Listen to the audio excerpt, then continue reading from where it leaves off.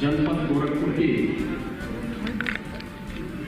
208 विकास परियोजनाओं, जिन पर 463 करोड़ 59 लाख रुपए की लागत से जो परियोजनाएं या तो पूरी हो चुकी हैं या जिन्हें पूरा होना है, इस लोकार्पण और शिलान्यास कार्यक्रम में आज यहां मंच पर उपस्थित गोरखपुर के लोकप्रिय सांसद श्री रविकिशन शुक्ला जी,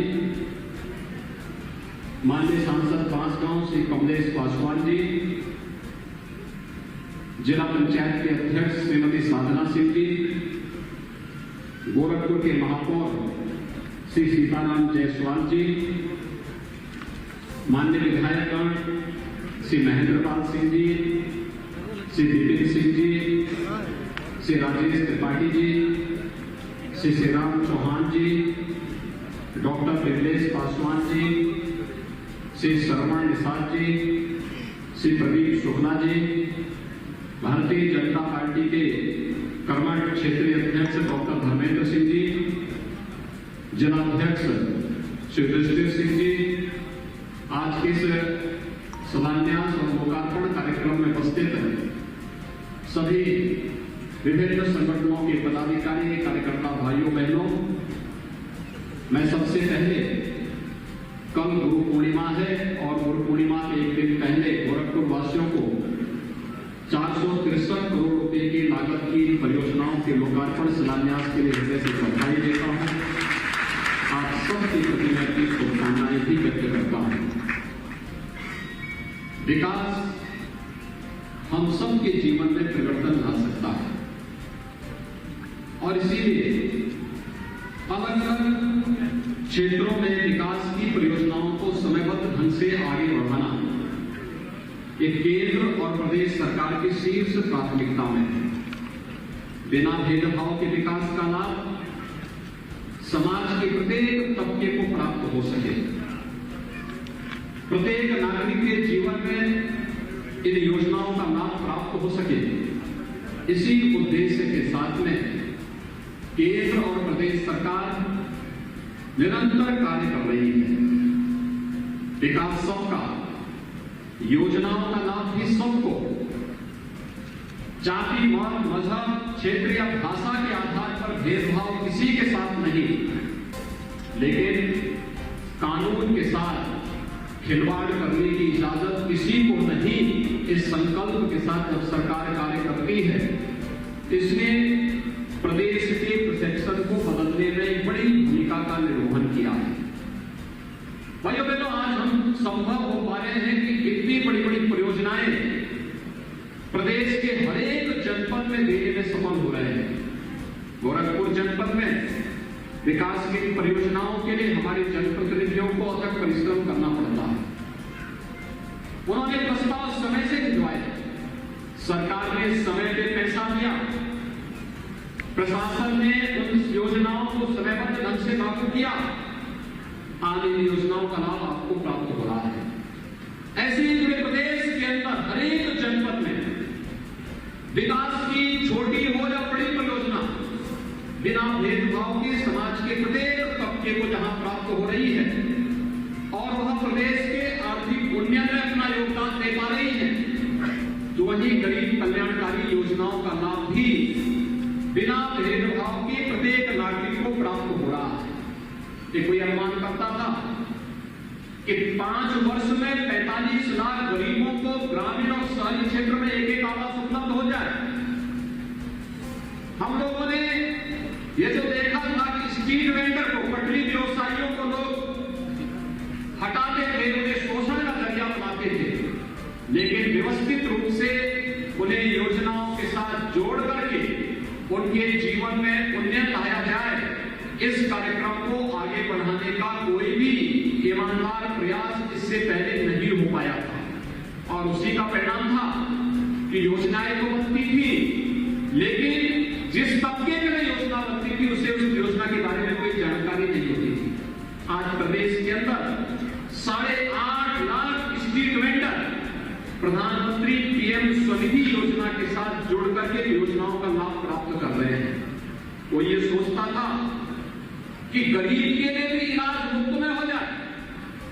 हमारे सरकारी हॉस्पिटल में यद्यपि मुफ्त में उपचार की सुविधा थी, लेकिन दवा नहीं थी, डॉक्टर नहीं थे, हेल्थ इंफ्रास्ट्रक्चर मजबूत नहीं था। 17 के पहले तो यही स्थिति प्रदेश के अंदर थी।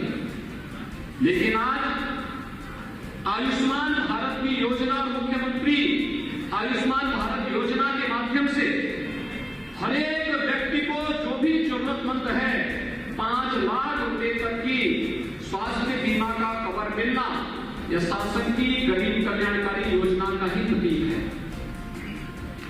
1,67,00,000 गरीबों को जिन्होंने कभी भी ग्रीन ईंधन के रूप में एलपीजी सिलेंडर के दर्शन नहीं किए थे, उन्हें फ्री में कनेक्शन मिला। फ्री में कनेक्शन उपलब्ध होने के बाद अब सरकार ने यह तय किया है कि दीपावली और होली के अवसर पर उन्हें एलपीजी का सिलेंडर सरकार के द्वारा फ्री में उपलब्ध करवाने का कार्य भी कराया जाएगा। 1,67,00,000 परिवार इससे सीधे सीधे लाभान्वित होंगे। इस सदी की सबसे बड़ी महामारी में आपने इस बात को महसूस किया होगा कि सदी की सबसे बड़ी महामारी में जब आपने देखा होगा कोरोना महामारी के दौरान, सेकेंड वेव के दौरान ऐसी बीमारी और ऐसी संक्रमण कठिनाई किस प्रकार की स्थितियां थी, अपनों ने भी मुंह मोड़ लिया था। दुर्भाग्य से अगर किसी परिवार के किसी सदस्य को कोरोना हो गया तो परिवार के लोगों ने मुंह मोड़ लिया था। लेकिन उस समय भी आपने देखा होगा प्रधानमंत्री मोदी जी पूरे देश का मार्गदर्शन और नेतृत्व दे रहे थे। और मुझे उत्तर प्रदेश के अंदर सेवा का अवसर मिला तो उत्तर प्रदेश के अंदर हम लोगों ने भी पूरी ईमानदारी और पूरी प्रतिबद्धता के साथ जनता जनार्दन के जीवन को बचाने का काम भी किया और उनकी जीविका को बचाने के लिए भी भरसक प्रयास किए। आपने देखा होगा फ्री में टेस्ट, फ्री में उपचार, फ्री में वैक्सीन। उत्तर प्रदेश के अंदर 34 करोड़ से अधिक वैक्सीन की डोजेस दी जा चुकी है।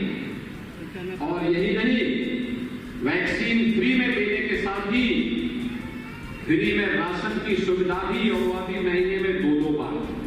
उत्तर प्रदेश देश का पहला राज्य है जो फ्री में राशन के साथ दाल, तेल, नमक और अंत्योदय परिवार को चीनी भी उपलब्ध करवाने का कार्य कर रहा है। यानी कोई गरीब भूखों न मरे, आपदा का हम सामना करेंगे, लेकिन गरीब के हितों के लिए भी कार्य करेंगे।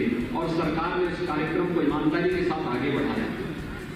कोई सोचता था कि उत्तर प्रदेश में बेहतरीन कानून व्यवस्था की स्थिति के माध्यम से निवेश आएगा और निवेश के माध्यम से नौकरी और रोजगार मिलेगी।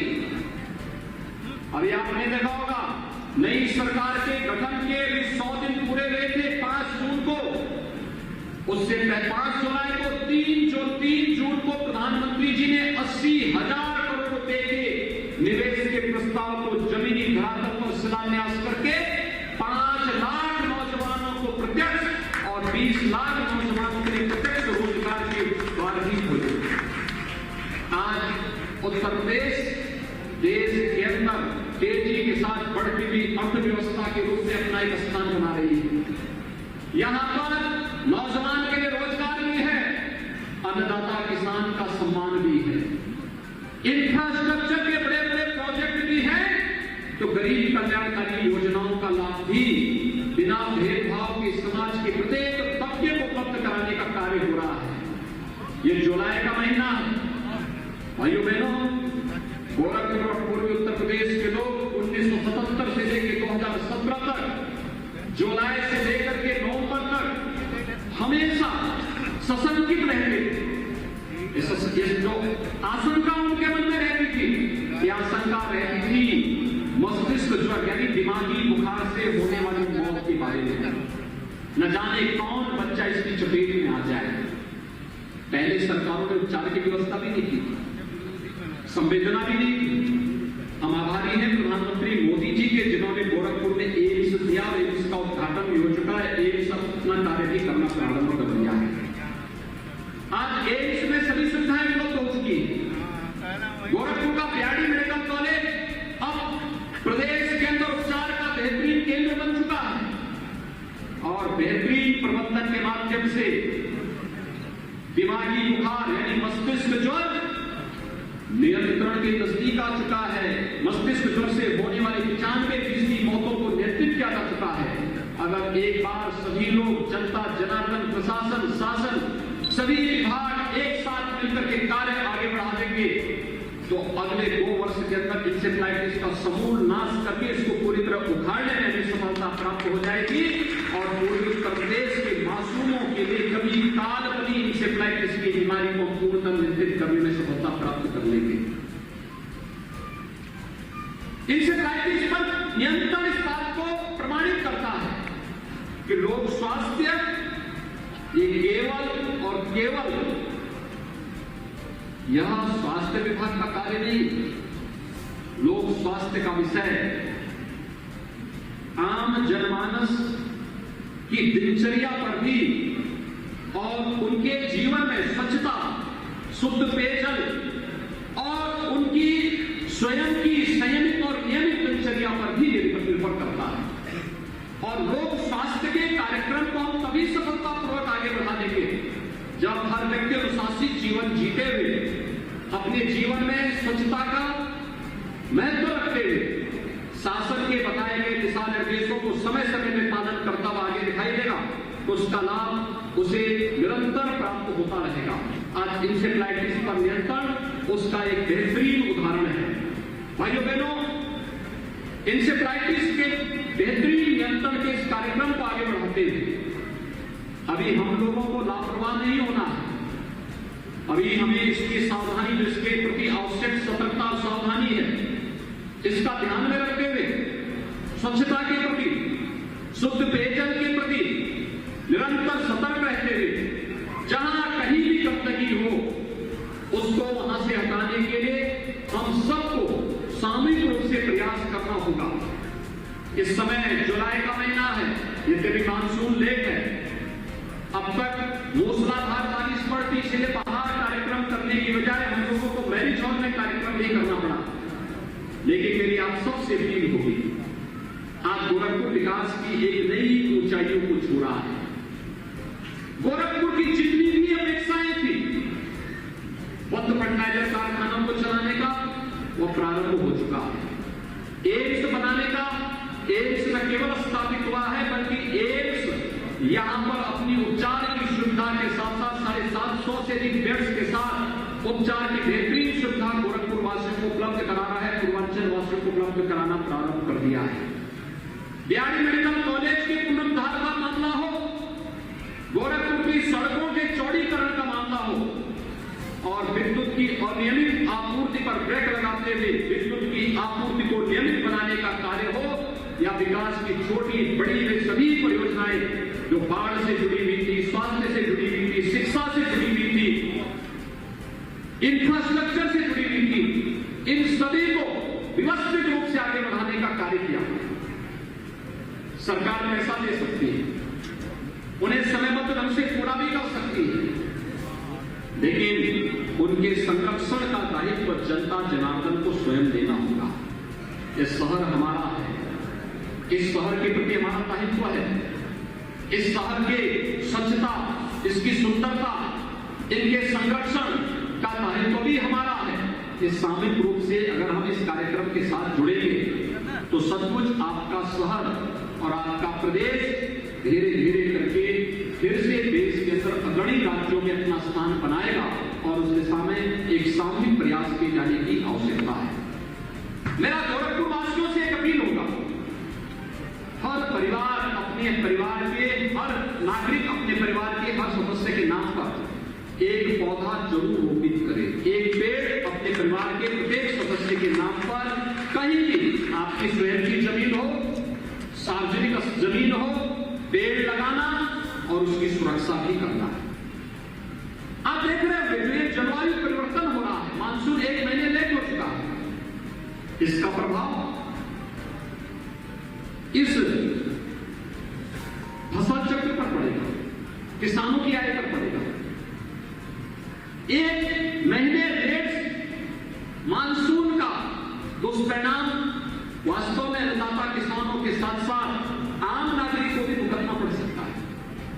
लेकिन हम सबको इसके प्रति हम सतर्क हैं, सरकार सतर्क है। सरकार अपने स्तर पर पूरी व्यवस्थाएं कर रही है और इसलिए मेरी आप सबसे अपील होगी कि जलवायु परिवर्तन का मुख्य कारण अनियमित वनों की कटान की रही है, प्रकृति के साथ छेड़छाड़ भी रही है।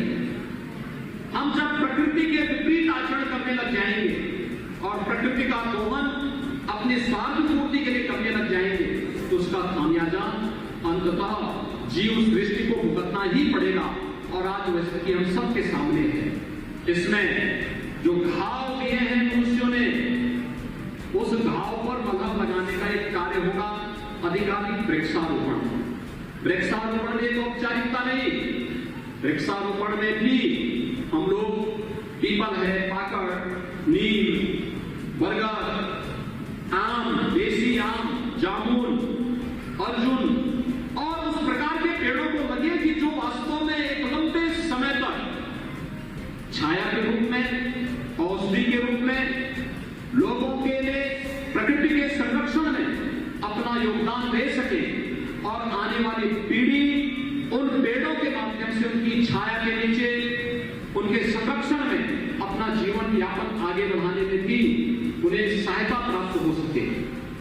भाइयों बहनों, जहां हमें प्रकृति के प्रति आगाह होना पड़ेगा, सतर्क होना पड़ेगा, वहीं साथ ही साथ हमें आजादी के अमृत महोत्सव वर्ष का साक्षी बनने का भी सौभाग्य प्राप्त हो रहा है। 15 अगस्त 1947 में देश आजाद हुआ था और हम सब सौभाग्यशाली हैं कि 15 अगस्त 2022 को जब देश अपनी आजादी के 75 वर्ष पूरा कर रहा होगा, उस दौरान भारत की आजादी के उस उत्सव में हम सब सहभागी बनेंगे। लेकिन आजादी के अमृत महोत्सव वर्ष में केवल उत्सव में सहभागी बनने से नहीं, बल्कि आजादी का यह अमृत महोत्सव आपके लिए यादगार बन जाए। हर व्यक्ति के लिए, हर परिवार के लिए, हर जनपद के लिए यादगार बने, इसका ध्यान चलना चाहिए। क्या आप देना चाहते हैं आजादी के अमृत महोत्सव वर्ष में? आजादी का अमृत महोत्सव वर्ष स्वच्छता, पर्यावरण संरक्षण, जल संरक्षण के साथ साथ हम समाज की व्यवस्था को इस रूप में आगे बढ़ाने का कार्य कर सकें कि आज आप आजादी के अमृत महोत्सव यानी 75 वर्ष पूरे कर रहे हैं। जब ये देश अपनी आजादी के 100 साल की यात्रा पूरी कर रही होगी, इन 25 वर्षों की हमारी सकारात्मक कार्य योजना क्या होगी? एक कार्य योजना किस रूप में हमें आगे बढ़ाना? हमें अपने गांव को, अपने मोहल्ले को, अपने वार्ड को, अपने समाज को, अपने देश को कहां लेके जाना है? कौन सी हमारी कार्य योजना है? एक कार्य योजना आपकी होगी, कार्य योजना सरकार की भी है। सरकार इस अवसर पर विद्यालयों को ध्यान में रख करके ग्रामीण विकास, पंचायती राज, नगर विकास, शिक्षा, स्वास्थ्य विभाग और सभी संबंधित विभागों को जोड़ करके अपनी एक विस्तृत कार्य योजना के साथ इस कार्यक्रम के साथ जुड़ रही है। और कार्यक्रम में एक संकल्प ये भी होगा कि भारत के आन बान शान का प्रतीक है तिरंगा, हर घर पर तिरंगा लहराएगा। और 11 से 17 अगस्त के बीच हम में से हर व्यक्ति का दायित्व बनता है कि एक सप्ताह के लिए अपने घरों पर भारत के आन बान और शान का प्रतीक तिरंगा लहराने की तैयारी, तिरंगा अभी से खरीदना और अपने अपने घरों में लगाने की व्यवस्था, सम्मानजनक ढंग से लगाने की व्यवस्था, तिरंगा को लगाने के साथ ही उन कार्यक्रमों में हम सहभागी बने। जहां स्वच्छता का कार्यक्रम चल रहा होगा, वहां स्वच्छता के कार्यक्रम के साथ हम जुड़े। जहां आजादी के दीवानों का की स्मृति में कार्यक्रम आयोजित हो रहे होंगे, उन कार्यक्रमों को सफल बनाना। जहां देश के स्वाधीनता संग्राम सेनानियों के परिजनों को देश के विभिन्न युद्धों में और देश की सीमा की सुरक्षा करते हुए शहीद हुए जवानों के परिवार वालों के सम्मान का कार्यक्रम होगा, वहां उस कार्यक्रम में सहभागी बनना। जहां शिक्षण संस्थाओं के पुनरुद्धार और उनके सुंदरीकरण के कार्यक्रम हो, उन कार्यक्रमों में सहभागी बनने की आवश्यकता होगी, हम उसके साथ जुड़ेंगे। सरकार के गरीब कल्याणकारी योजनाओं का लाभ बिना भेदभाव के हमें वहां पर भी जुड़ना होगा। हर एक कार्यक्रम के साथ अपनी सहभागिता सुनिश्चित करते हुए अगर हम आगे बढ़ सकेंगे तो आपका संकल्प भी पूरा होगा और केंद्र और राज्य सरकार की जिस संकल्पना को हम आगे बढ़ा रहे हैं कि हमारा संकल्प आज का आजादी के अमृत महोत्सव के साथ ही आगामी 25 वर्षों की विस्तृत कार्य योजना को आगे बढ़ाने की होगी, जिसमें एक भारत श्रेष्ठ भारत की परिकल्पना के साथ भारत को दुनिया की सबसे बड़ी महान ताकत के रूप में स्थापित करने के सपने को साकार करने के प्रधानमंत्री मोदी जी के इस अभियान के साथ हम सबको बढ़ चढ़ करके भाग लेना है। और ये आजादी का अमृत महोत्सव का संकल्प हम सबका होना चाहिए। और मैं गोरखपुर के प्रत्येक नागरिक से, उत्तर प्रदेश के प्रत्येक नागरिक से अपील करूंगा कि हम सब इस अभियान के साथ जुड़े हैं। भाइयों बहनों, अगर नियत साफ हो तो अपने आप ही विधाता आपका संरक्षण भी देता है और आपको सफलता की ऊंचाइयों तक भी पहुंचाता है। आपने विगत 100 दिनों के अंदर उत्तर प्रदेश की कार्य पद्धति को देखा होगा। उत्तर प्रदेश आज एक नए उत्तर प्रदेश के रूप में दिखाई दे रहा है। याद करिए 2017 के पहले ही उत्तर प्रदेश था जहां यहां पे रोज एक नया दंगा होता था, बड़े बड़े दंगे होते थे, महीनों महीनों कर्फ्यू लगा रहता था। विगत 5 वर्ष के अंदर कहीं आपने दंगा देखा? आज दंगा नहीं है। और दंगे की बात तो दूर, अब तो सड़कों पर कोई भी धार्मिक कार्यक्रम नहीं होंगे। सरकार का एक संकल्प है और सरकार के संकल्प के साथ जनता जनार्दन की सहभागिता, उनका आशीर्वाद है। तो ये कार्यक्रम आपने देखा जो परंपरागत आयोजन है, खासतौर पर अगर कोई शोभा यात्रा पहले से अनुमति लेकर के आयोजित है, उन कार्यक्रमों को सरकार एक एफिडेविट लेकर के, शपथ पत्र लेकर के आयोजित करने में योगदान देगी। लेकिन जहां पर पहले से स्थान तय है कि इसी स्थान पर एक धार्मिक कार्यक्रम होने हैं, हम उन कार्य योजनाओं को उसी रूप में आगे बढ़ाने का कार्य करें। कानून का सम्मान हमें संविधान के प्रति आग्रही बनाता है, संविधान का सम्मान करने के लिए प्रेरित करता है। संविधान का सम्मान बाबा साहब भीमराव अम्बेडकर और भारत के स्वाधीनता संग्राम सेनानियों के प्रति हमारी श्रद्धा और हमारे सम्मान का प्रतीक होता है। और ये हम सब हर भारतवासी का दायित्व बनता है कि वह अपने संविधान के रूप आचरण करते हुए आगे बढ़े, अपने देश के बारे में सोचे, अपने समाज के बारे में सोचे। आज आप देख रहे होंगे जहां छोटी छोटी बातों को लेकर दंगा होता था, कुर्बानी को लेकर के दंगा होता था, सड़कों पर नमाज पढ़ने को लेकर दंगा होता था। आपने देखा होगा कुर्बानी को लेकर कोई विवाद नहीं हुआ इस बात, सड़क पे कोई नमाज नहीं हुई, धर्मस्थलों से माइक उतर गए या उनकी वैल्यू कम हो गई। और मैं तो कहूंगा अगर आपके अगल बगल कोई किसी धर्मस्थल पर बहुत तेजी के साथ बजाने का कार्य, माइक को बजाने का कार्य कर रहा, नजदीक के थाने को इसकी सूचना लिखी, सूचना देकर के मुख्यमंत्री कार्यालय को अवगत करवा दीजिए। आप देखेंगे उस स्वयं ही अपनी आवाज अपने उस दायरे में आएगी जिस दायरे में उस आवाज को होनी चाहिए। किसी भी धर्मस्थल की आवाज उसके परिसर के बाहर नहीं आनी चाहिए। यह एक संकल्प हम सबका होगा, क्योंकि अगल बगल कोई भी बीमार व्यक्ति हो सकता है, बुजुर्ग हो सकता है, कोई नवजात शिशु हो सकता है। तेज आवाज उसकी बीमारी का कारण हो सकता है, उसके स्वास्थ्य पर प्रतिकूल असर डाल सकता है। किसी के स्वास्थ्य के साथ खिलवाड़ करने की छूट किसी को नहीं दी जानी चाहिए। लोक व्यवस्था को भंग करने की छूट किसी को नहीं दी जानी चाहिए। एक अनुशासित जीवन ही, एक नियमित और संयमित जीवन ही हमेशा किसी समाज को और किसी भी राष्ट्र को आगे बढ़ा सकती है। और ये नियमित और संयमित जीवन में ही उत्तर प्रदेश के परसेप्शन को बदला है, उत्तर प्रदेश के अंतर के बारे में देश और दुनिया की धारणा को बदला है। और आज धारणा को और मजबूती के साथ आगे बढ़ाने के लिए हम सब संकल्पित होकर के कार्य कर रहे हैं। भाइयों बहनों, आज 298 करोड़ 81 लाख रुपए की लागत से 181 परियोजनाओं का लोकार्पण हो रहा है और 164 करोड़ 77 लाख रुपए की लागत की 27 परियोजनाओं का आज यहां पर शिलान्यास के कार्यक्रम हो रहे हैं। ये कार्यक्रम गोरखपुर में नगरीय क्षेत्रों में सड़कों के निर्माण से संबंधित भी है, 99 परियोजनाएं ऐसी हैं। लोक निर्माण विभाग से जुड़ी हुई 42 परियोजनाएं ग्रामीण क्षेत्र की सड़कों की है। ग्रामीण अभियंत्रण विभाग से 24 परियोजनाएं ऐसी हैं जो ग्रामीण अभियंत्रण सेवा से जुड़ी हुई हैं।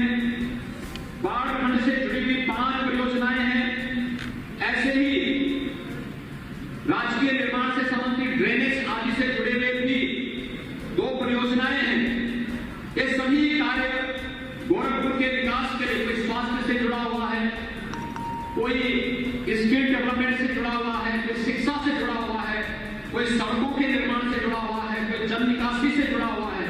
अलग अलग कार्यक्रमों को लेकर के हम लोग इन परियोजनाओं का लोकार्पण और शिलान्यास के कार्यक्रम का यहाँ पर संपन्न कर रहे हैं। मैं एक बार फिर से गोरखपुर की सभी परियोजनाओं का लाभ गोरखपुर वासियों को प्राप्त हो, पूर्वांचल वासियों को प्राप्त होगा, इस विश्वास के साथ आज मैं आप सबको इन सभी परियोजनाओं की हृदय से बधाई देता हूं, शुभकामनाएं देता हूं, विश्वास व्यक्त करता हूं कि विकास के प्रति हमारी सोच हम सबको निरंतर आगे बढ़ने के लिए प्रेरित करेगी। आप सबके प्रति मेरी शुभकामनाएं।